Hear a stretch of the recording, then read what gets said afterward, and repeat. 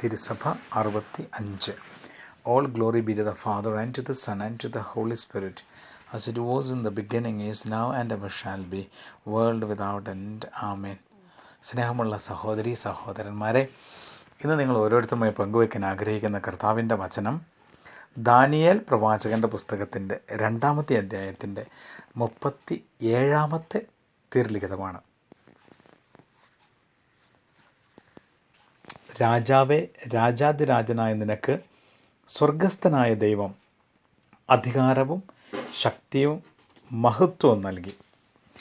സ്നേഹമുള്ള സഹോദരങ്ങളെ, ദാനിയേൽ പ്രവാചകനോട് തൻ്റെ സ്വപ്നം വിവരിച്ചു കൊടുക്കുവാൻ രാജാവ് ആവശ്യപ്പെട്ടപ്പോൾ ദാനിയേൽ രാജാവിന് നൽകുന്ന ഒരു മറുപടിയുടെ ഭാഗമാണ് ഈ വാക്യങ്ങൾ. രാജാവേ, രാജാതിരാജനായ നിനക്ക് സ്വർഗസ്ഥനായ ദൈവം അധികാരവും ശക്തിയും മഹത്വവും നൽകി.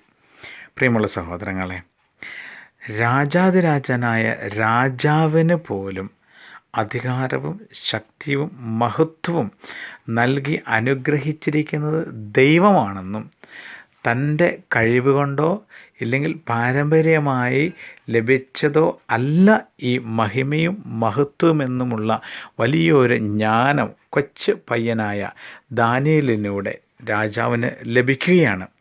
നമ്മൾ ജീവിതത്തിൽ എത്രമാത്രം ഉയർന്ന തലങ്ങളിൽ എത്തപ്പെട്ടാലും നമുക്ക് കീഴിൽ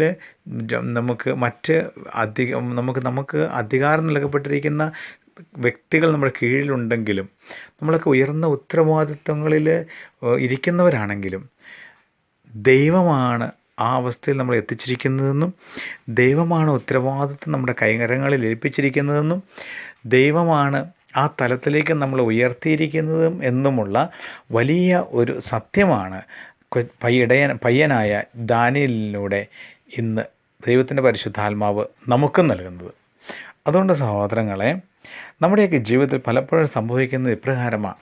ഒരു ഉയർന്ന ജോലിയിൽ എത്തിക്കഴിയുമ്പോൾ, ഇല്ലെങ്കിൽ അല്പം ശമ്പളം കൂടിയ ഒരു തലത്തിലെത്തിക്കഴിയുമ്പോൾ, ഇല്ലെങ്കിൽ ജീവിതത്തിൽ എന്തെങ്കിലുമൊക്കെ നേടിക്കഴിയുമ്പോൾ പലപ്പോഴും എൻ്റെ കഴിവ് കൊണ്ടോ എൻ്റെ ബുദ്ധി കൊണ്ടോ എൻ്റെ ശക്തി കൊണ്ടോ എൻ്റെ പരിശ്രമം കൊണ്ടോ എവിടെയെങ്കിലുമൊക്കെ എത്തപ്പെടാൻ സാധിച്ചുവെന്ന് പലപ്പോഴും ചിന്തിക്കുന്ന ചില സാഹചര്യങ്ങളുണ്ട്.